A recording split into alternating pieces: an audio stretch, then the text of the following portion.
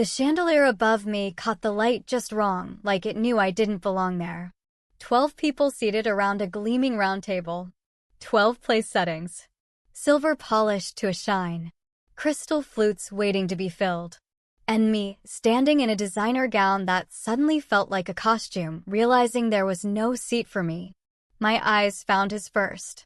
Sean's smirk was faint, but it was there. A twitch at the corner of his mouth, the kind he used in boardrooms when sealing a deal. The kind he used when he was winning. "Oops," he said, lightly. "Guess we miscounted." A polite chuckle traveled the table. A ripple of false surprise. I caught his mother's smile. It was too slow to be genuine, too pleased to be shocked. My fingers tightened around my clutch. I felt the weight of every silent second pressing down like gravity, begging me to cry, scream, demand an answer. Instead, I smiled. "Seems I'm not family," I said, voice calm and clear. And I walked out. That was the end of the dinner, but not the beginning of the story. The beginning was 5 years earlier. In a ballroom filled with orchids, gold leaf accents, and people who'd never said the word budget out loud. I was running on 3 hours of sleep and a double espresso, orchestrating Boston's biggest charity gala of the year. Behind the scenes, of course. That's where I lived, off stage, clipboard in hand, making magic happen for people who would never remember my name. Except one did. He wore a tailored navy suit and a smile that didn't quite reach his eyes. Sean Caldwell. He wasn't on the guest list. He didn't need to be. His family owned half the building and sponsored the rest. "You're the one running this circus?" he asked, leaning in like we were already old friends. I gave him the professional smile I used for all the rich ones. "That's me." He extended his hand. "Impressive. My mother's been searching for someone to plan her birthday next spring. You might just be her answer." I should have known then. That this wasn't a compliment, it was a test. The Caldwells didn't bring people in. They absorbed them, polished them, bent them into something acceptable. But I wasn't meant to be polished. I was meant to burn. It didn't happen all at once. First, it was the way Eleanor said my name, like it had too many syllables, like it didn't quite belong in her mouth. Then came the sideways glances, the offhand remarks at brunch. "So American," she'd say with that glassy smile, referring to my drive, my work ethic, my ambition, everything she'd never had to earn. Sean never said much. That was his specialty. Silence in moments that demanded a voice. I told myself I was overreacting. That her critiques were just her version of affection. That families like the Caldwells were made of ice and formality, not hugs and warmth. I told myself that if I worked harder, smiled more, stayed agreeable, they'd eventually see me as more than just the girl who planned their parties. But instead of pulling me in, they pulled away quietly, elegantly, like smoke slipping out an open window.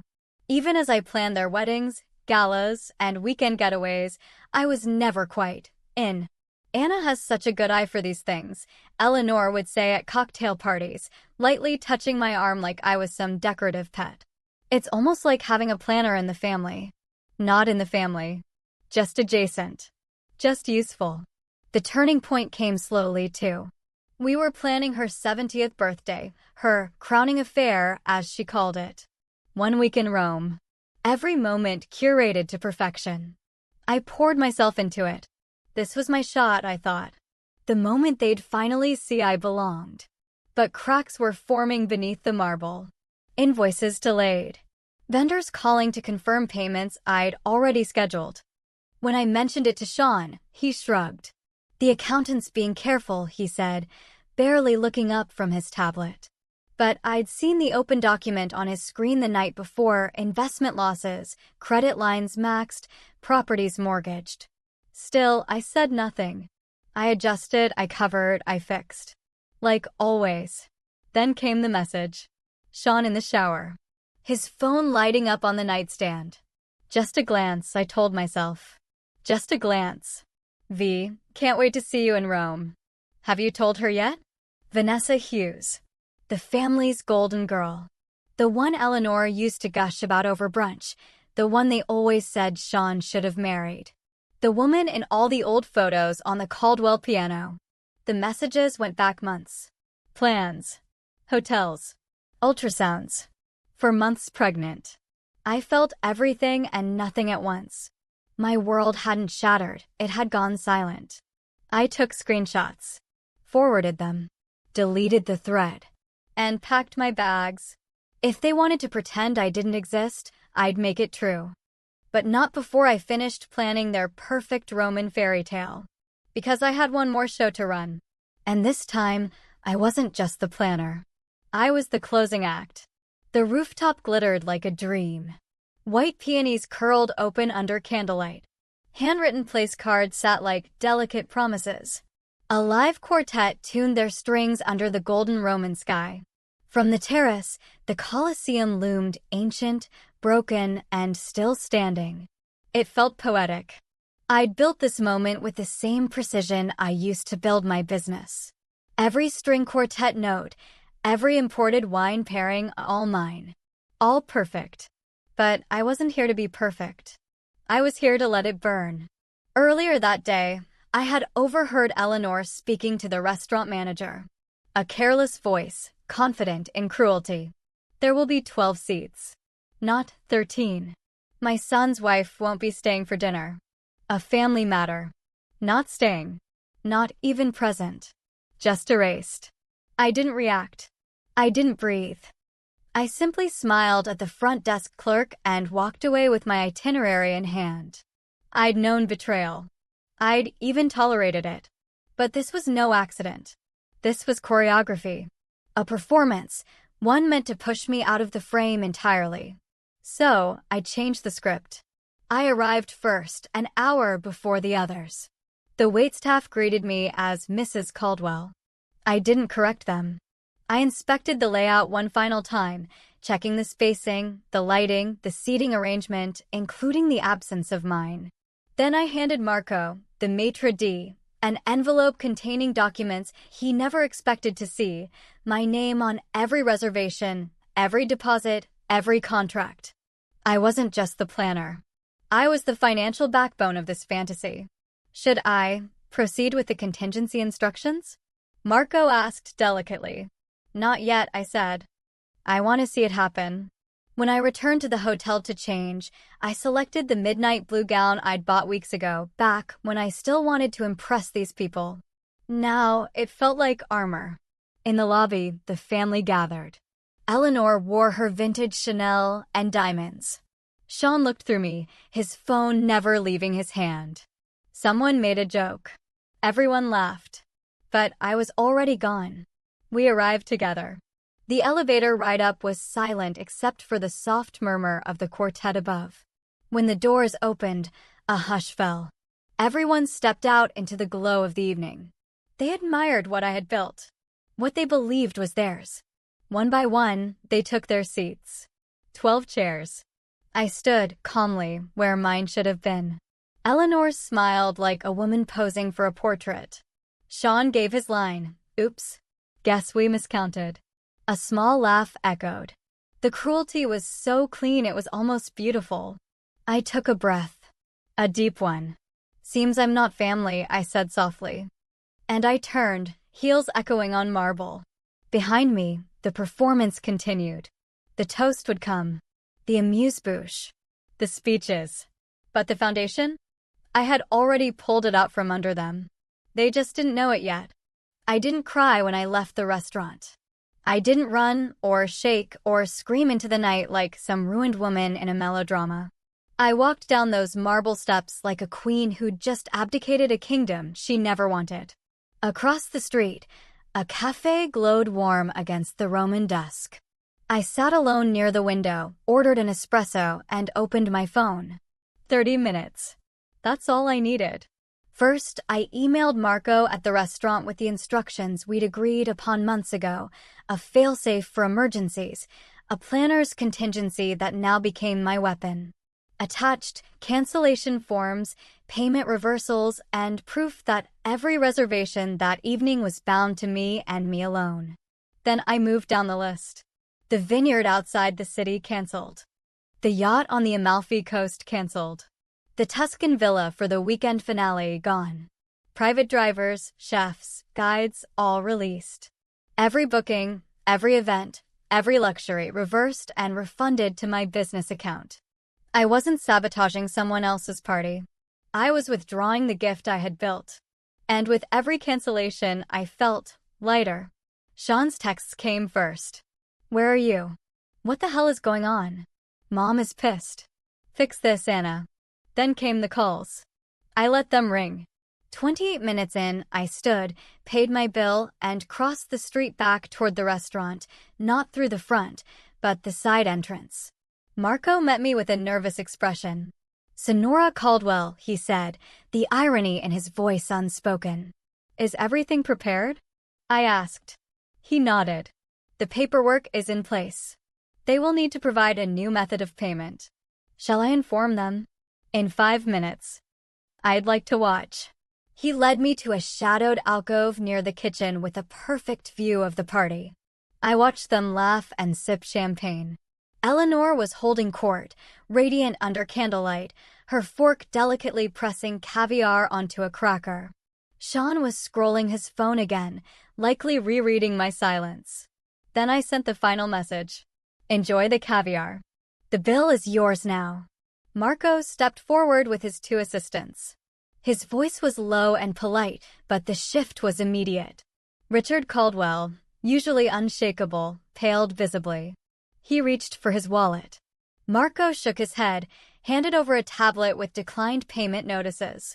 I watched Eleanor's expression calcify. The confusion. The realization. And then the shame. Melissa whispered sharply. Thomas reached for his phone. A ripple of panic passed through them like a gust of cold air. Sean stood suddenly, knocking his chair sideways. His phone lit again. Calling. This time I answered. Anna, he hissed. What the hell do you think you're doing? Seems I'm not family, I repeated. But I am still the one who paid for the party. And now? I was calling it off. The moment I stepped out of the shadows, 12 faces turned to stone. Not one of them spoke. Their forks hovered midair. Wine glasses trembled in hands that suddenly didn't feel so steady. I walked slowly, deliberately, into the chaos I had designed. Eleanor was the first to find her voice. How dare you ruin my birthday? Her words were sharp, brittle. But her eyes were terrified. I stopped just short of the table, the candlelight flickering across the fabric of my gown like fire-licking velvet. Funny, I said softly. I was told I wasn't staying for dinner. Richard stood. This is outrageous. You had no right, I had every right, I cut in. Every contract? Every booking? Every cent? Was in my name. I planned this week with my company's resources, my staff, my vendors. I simply removed what was mine. Melissa scoffed. You'll regret this. When Sean divorces you, you'll get nothing. I turned to her. You think I didn't know? About Vanessa? The texts? The baby? I met Sean's eyes then and watched all the blood drain from his face. You planned to serve me divorce papers tonight, didn't you? A neat little story about how we'd grown apart, how it was mutual. You even wrote a script. Gasps. Silence. No one had expected the script to flip. I pulled my phone from my clutch and tapped the screen. And, just so you know, I have copies of everything. The hidden offshore accounts. The financial fraud. The asset transfers. The fake holdings. All of it. Sean stepped forward, shaking. Anna, don't. You underestimated me, I said. All of you did. Eleanor was clutching her diamond necklace like it could somehow stop the bleeding. Let's make this simple, I continued. I walk away. You drop the divorce terms. No NDA. No threats. I take what I built, and you keep your lies. But if you try to ruin me, I looked at each of them one by one. I'll take you all with me. Sean's voice broke, small, pathetic. Please, don't do this. You don't understand what this will do to us. I smiled, finally, a real one. I understand perfectly. That's why I did it. And then I turned. No curtain call. No applause. Just the sound of a dynasty cracking open behind me. As I walked through the restaurant, the staff parted like waves. Not with fear, but with recognition. They'd seen humiliation before, but they'd never seen it turned into art. In the elevator, I stared at my reflection. Calm, clear-eyed. That missing seat wasn't a mistake. It was an invitation to leave. And this time, I was taking everything they thought I'd never touch: my power, my voice, my ending. I left Rome the next morning, before the city could fully wake. No goodbyes, no fanfare. Just a private car, a sunrise, and one last glance at the hotel that had tried to shrink me into silence. I didn't look back again. By the time my flight landed in Boston, the Caldwells were already in crisis mode. Sean's frantic emails had shifted from threats to desperation. Melissa had posted, and quickly deleted, a cryptic Instagram story about betrayal. The society blogs whispered about a scene in Rome. And I unpacked in my new apartment. Smaller, simpler. Every item mine. Every room free of ghosts. That night, I stood barefoot by the window, sipping wine I didn't have to share in silence that didn't sting. No diamond necklace. No crumbling facade. Just a woman who had survived being erased and had chosen, instead, to rewrite herself. 2 weeks later, the Boston Globe printed a quiet exposé on the Caldwell Investment Group. Irregularities. Mismanagement. Nothing criminal yet, but enough to shake hands off their wallets. Enough to taint the family crust. Eleanor was removed from 3 charity boards. The villa in Tuscany was quietly sold. And Sean married Vanessa in a courthouse ceremony 5 months later. The baby came early. No announcement. No photos. I never sent a gift. I didn't need revenge. What I needed was return. To myself.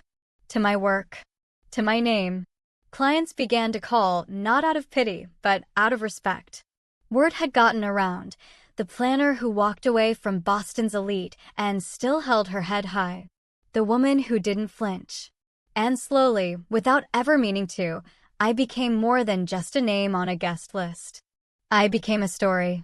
1 year later, I stood on a stone terrace overlooking the Amalfi Coast, wind catching the edges of my dress, phone in hand as the final touches of a celebrity wedding fell into place. The planner from Boston. The one with the spine made of steel and velvet. Signora Morgan, the florist asked, stepping beside me. Is everything to your liking? I smiled, not the kind I used to wear like armor, but a real one. Light. Easy. Yes, I said. Perfect. And for once, I meant it. Because this time, I wasn't waiting to be accepted. I wasn't shrinking for anyone's approval. I wasn't building a stage for someone else to shine. I was standing in the spotlight of my own making. And in that golden moment, as the sea stretched out endlessly before me, I whispered the name they'd all tried to forget. Anna. It rang out clear and soft and unshakable, like a bell, like a promise, like a woman who would never be invisible again.